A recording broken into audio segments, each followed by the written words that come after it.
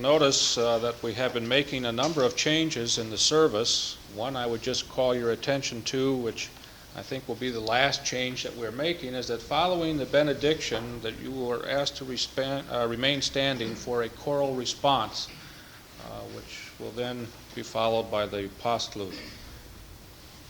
I think that the comments about the lighting of the candles and prior to the prelude and so on have been very good, and I think the concept of worship has been heightened tremendously by this. I thank you for your understanding and participation.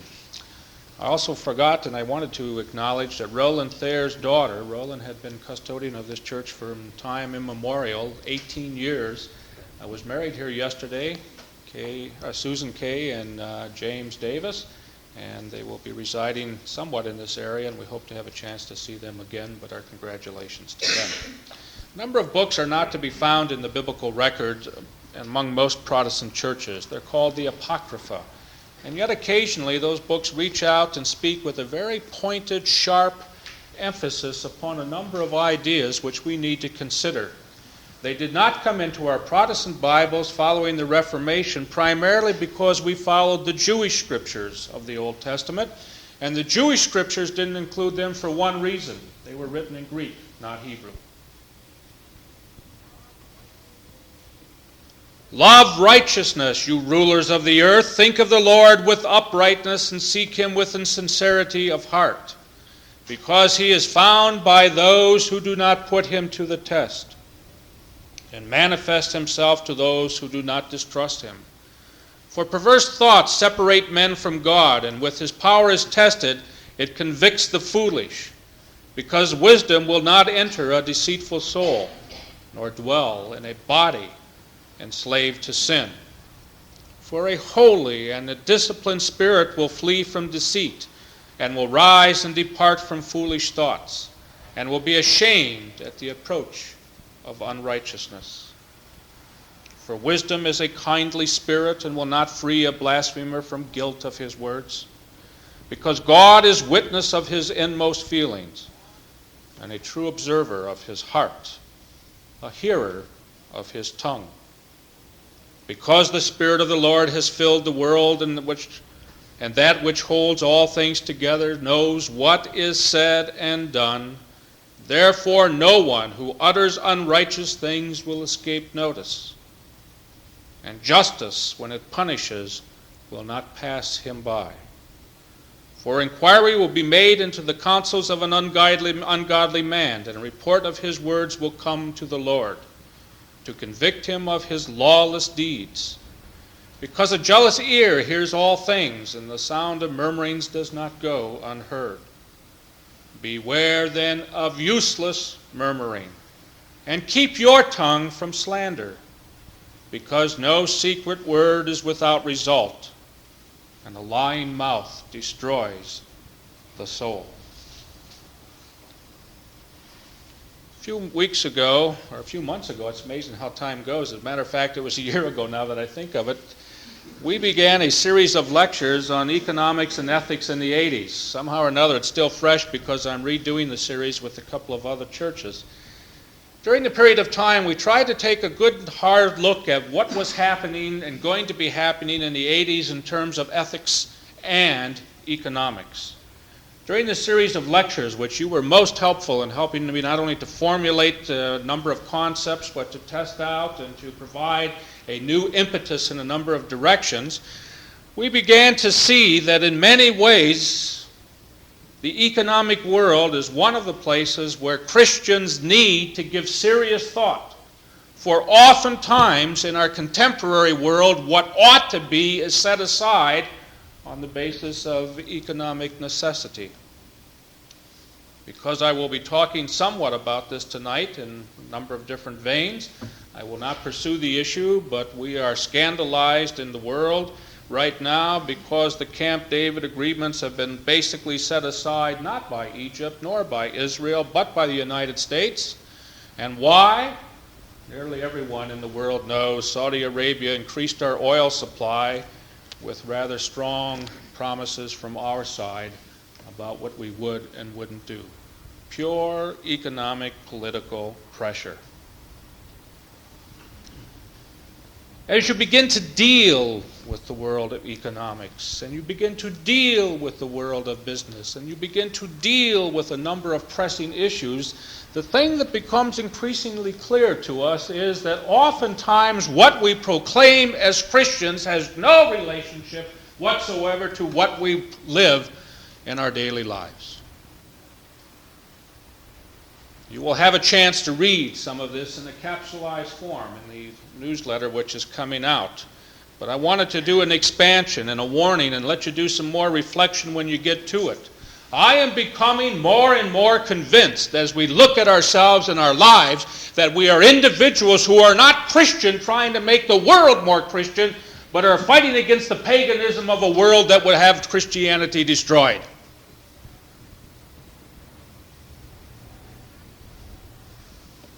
That it is not good people who are doing evil things, but that there are a number of people who have accepted as the basis of their own existence an economic determinism, a business acquaintance, a commitment to an ideal or to something outside of themselves, which essentially from ground zero is anti-Christian in its whole movement and would seek to destroy the concept of love and openness and honesty. Now, those are strong words. Those are not the kinds of things one normally expects to hear on a quiet, lovely fall, almost Indian summer day. There are words which probably make each one of us slightly angry and a little uptight. So be it.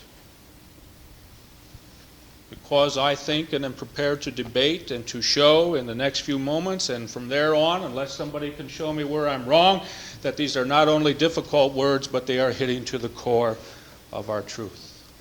For they are talking about something we have wanted to avoid for all of our history as individuals, as a country, as a nation, and indeed since Jesus came. And that is, we have sought time and time again to separate from our private little existence our commitment to the larger world. We have realized that there is a difference between our private lives and our public lives, but we have not seen that in actual fact they are continuums of the same thing. We have argued that what we do in a public life can be done on a different ethic than what we do in our private lives, and that is not true.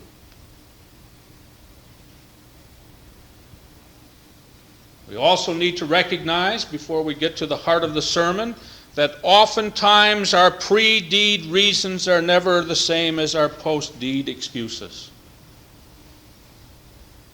Some of you are smiling. I can tell, those of you who recognize within yourself your brilliance at arguing why you did something.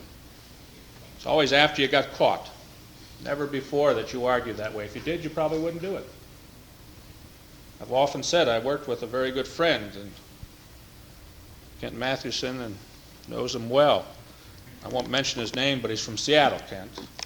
And the thing that if you wanted to ever get Hubert brilliant was to set him in a situation where he was wrong. Because when he was wrong, he was the most creative genius I have ever seen, bar none.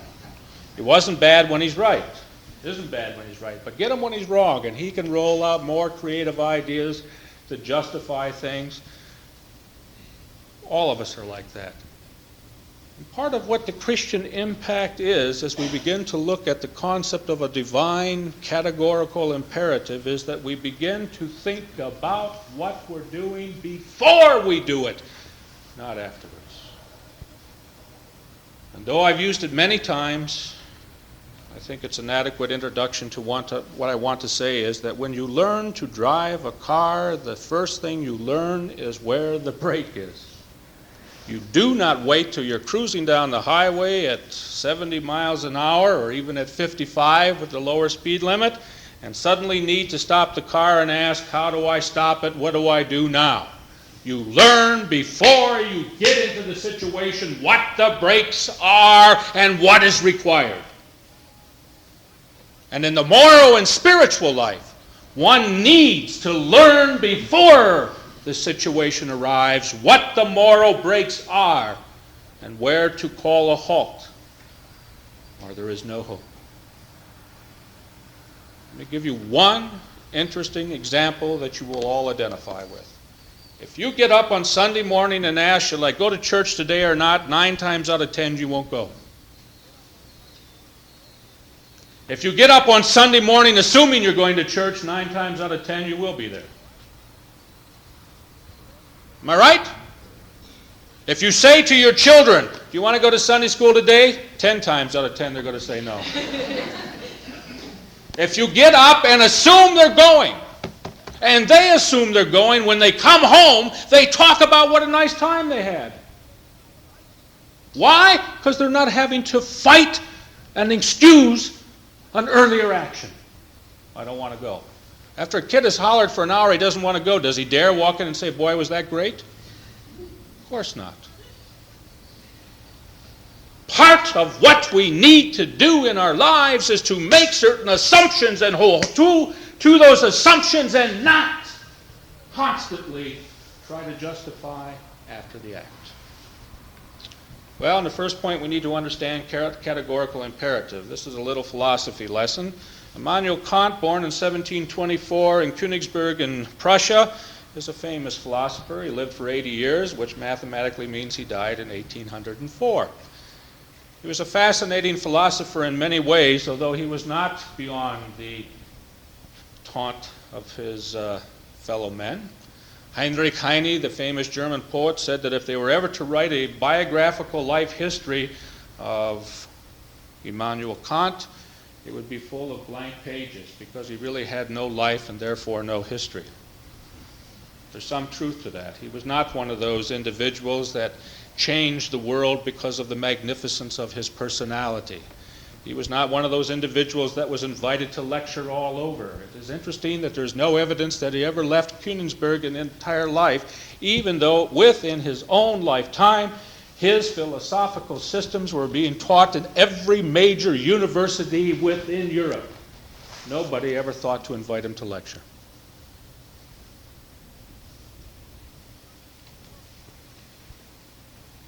He developed a concept which you're all familiar with,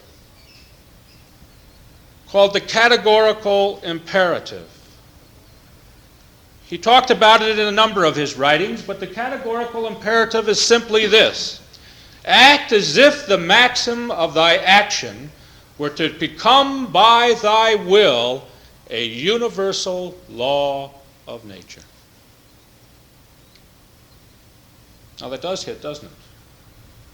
It does hit to the concept of thinking beforehand, because if you don't think beforehand, you can never act as though it's going to become an international thing. How many times when you do something, do you ask yourself, would I want this done unto me? Which of course is good biblical. Would I want everybody to act and do this way? How many times in your business life do you do something and say, I really wouldn't want this done to me, but it seems to be the best time or the best thing at the moment? How many times do you in your married lives look at a husband or a wife and say some things that you would never want them to say to you? How many times do you speak to a pastor in a way that if he spoke to you, you would storm out? How many times do you assume something about somebody else that you would not want assumed about you? How many times do you manipulate about and under the scenes and try to put somebody into a situation that they should not be in, but you want them in, but would reject that if it was to happen to you? That's what this is all about. What it is saying is, do unto others as you would have them do unto you. Refuse absolutely to act in any manner, shape, or form that if that was done back unto you or became a national thing with everybody doing it, it would be harmful to all. That's the categorical imperative, and it's relatively simple. It requires only one thing: thought about your actions before, during, and after.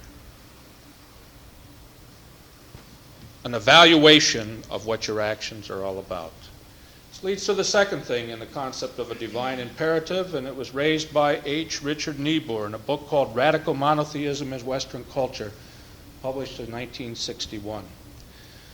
Mr. Niebuhr argues that religion is the value center of all of our existence. And that value center of our existence shows itself forth in every single way we evaluate anything else. Now, this is a scary concept. Don't wave it by. The value system is the core of our existence, according to his argument. I think he happens to be right. It's the core of our existence, and everything else is evaluated from the basis of the core of that existence. That is how we treat other people, how we respond to situations, how we hold and set our priorities is not something which is done flippantly, but is done by the very nature of the value system, which is the core of our existence. I have said from this pulpit 1,000 times, and I will continue to say it until every one of us stand up and say, enough, you're right. That way we treat other people says more about us than it does about what we think of them. It's exactly what this concept is all about. This concept says that as you look at the actions and the lives and the priorities and the concepts of individuals, you can tell what they're like and what they really value by how they establish it. Don't always listen to words.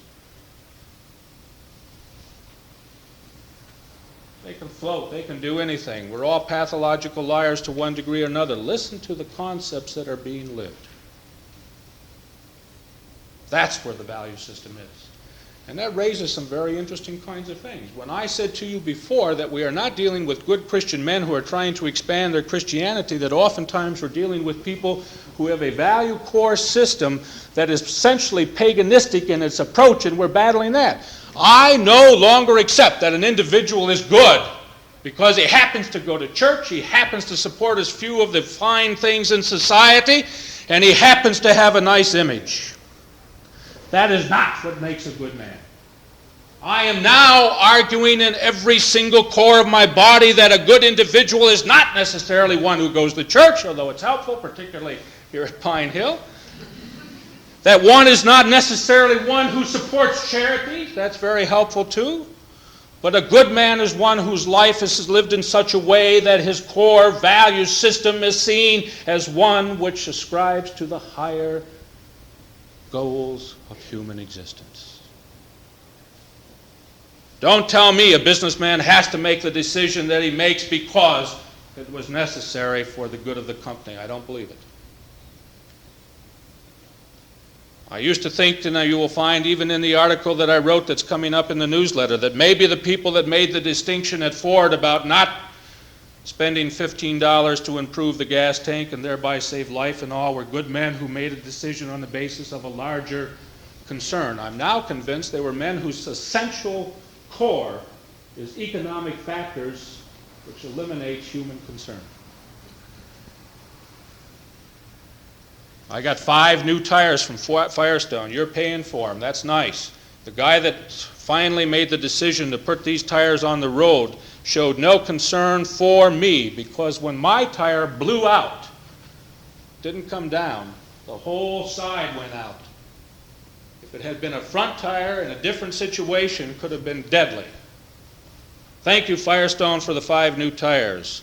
I don't thank you for not being concerned enough to care when you published and put out a tire that you knew when it went out was going to do that.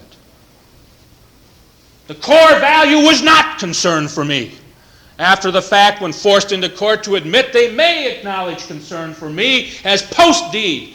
But the core value was that we will not sustain a substantial loss in concern for human property. I am mad, angry, that Nestle's chocolate company, how can you get angry at a chocolate company? Nestle's chocolate company is now the main supplier of baby formula to third world countries. American companies have backed off because it has been proven time and time again that the essential factors necessary for the use of baby formula, if there is ever any essential use of baby formula, are not to be found in the vast majority of third world countries. You have to have sterility, a concept they don't know. You have to have good water, a concept which most third world countries are struggling with and don't have. You have to have adequate financing. It is ridiculous that in some cases 40 to 60% of the family income is being used to buy formula. And what is happening through deceptive advertising, which has been documented over and over again, where people in nurses' uniforms talk about the need for mothers to feed their babies this formula, is that Nestle's is selling food to people that don't know how to use it, and there is a massive amount of malnutrition and infant death in the areas where this is happening. And while the American companies, because of the conscience of a number of church people, have stood up and said, we will not do this, Nestle has refused to even consider what it's doing. But they're Swiss. They're wonderful people. Yes. No.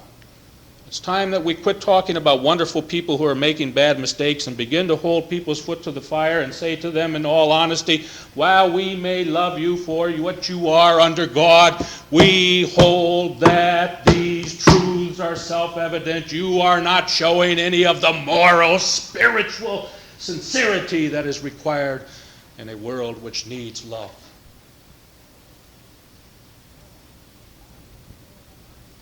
Core, the value core of our existence is a deep down embedded place where under the pressure of life we act out where we are.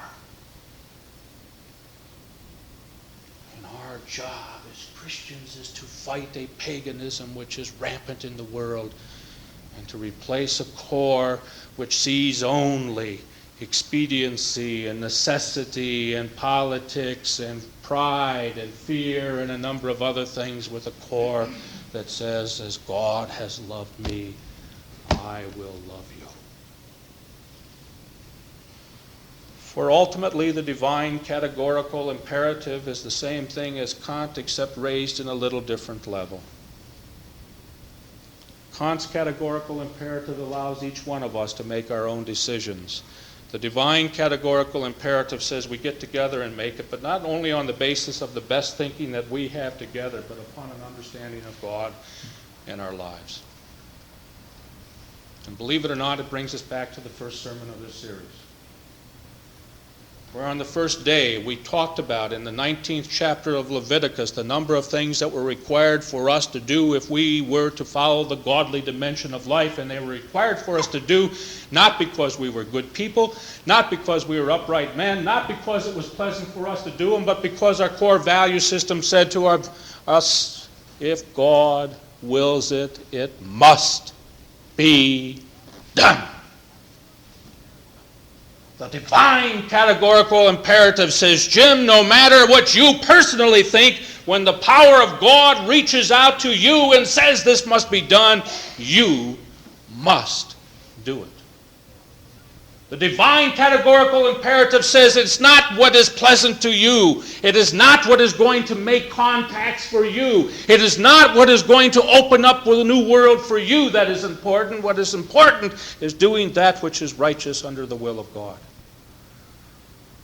It means reaching out, difficult though it may be, in wide-ranging situations, to do the godly thing, to do the righteous thing.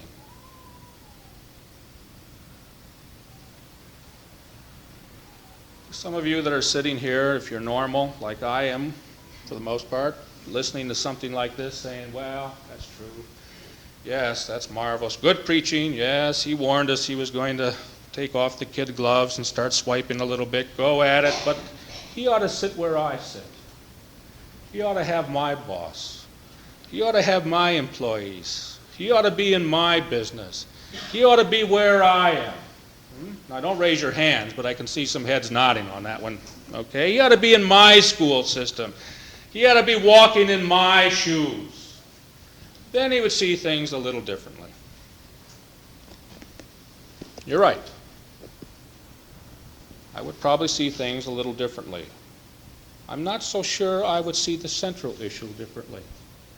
One of the things I'm discovering in my own life more and more and more is not only do people respond more openly to the kind of commitment that we're talking about, But there are an awful lot of people out there that just need a little encouragement to do it themselves. I have, after sermons, and I could document, which I will not do, but I have, after sermons like this, from people like you, received tremendous feedback where people have said, I've always had this kind of a relationship, and when I went and took and argued within myself and agreed I should make an effort because that's the way it should be, found that there were people who responded and said, literally, thank God, I've been wanting that kind of a relationship with you.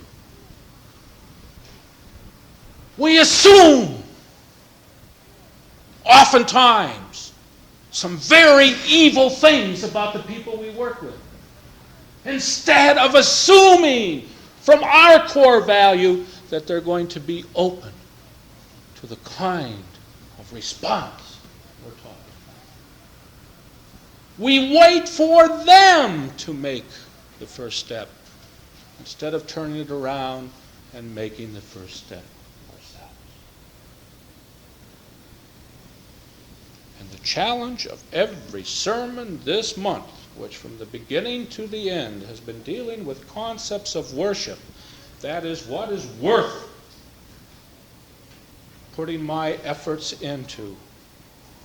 Worship as service, worship as worship in terms of the formal liturgy. Worship as reaching out. Worship as taking the divine categorical imperative and raising it to such a point in my core value system that I, like Martin Luther, can stand and say, here I stand, I can do no other.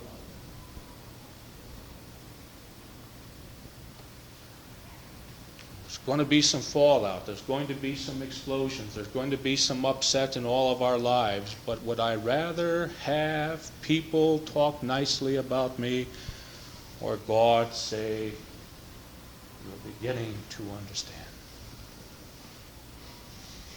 The divine imperative asked in a categorical way, not would you like to do this today, Jim, but what are you going to do? It is no longer an option of mine nor yours. It's a matter of good, better, or poor choices. You will choose. The question is how, on what value of core values, and how will you carry it through? For the one thing which is increasingly clear is that the divine categorical imperative to love your neighbor is operative. Pray God each one of us can live it. As we pause for a moment of reflection, O God, help each one of us to reach out to each other. But in reaching out, we have to first look within ourselves. May we be honest within ourselves. May we show what we truly are in our core value system and commitment to you in all of the aspects of our lives. May we dare to love. May we dare to reach out. May we dare to hold. May we dare to care. May we dare to share. May we dare to take the responsibility. May we dare to be tired, but rejuvenated and recreated under you. Help us not only to find that core value, but to apply it to our lives in such a way that it is strengthened and growing and pulling in all other aspects of our lives, purifies our relationships with you and because of that with each other. Be with us, we pray. Amen.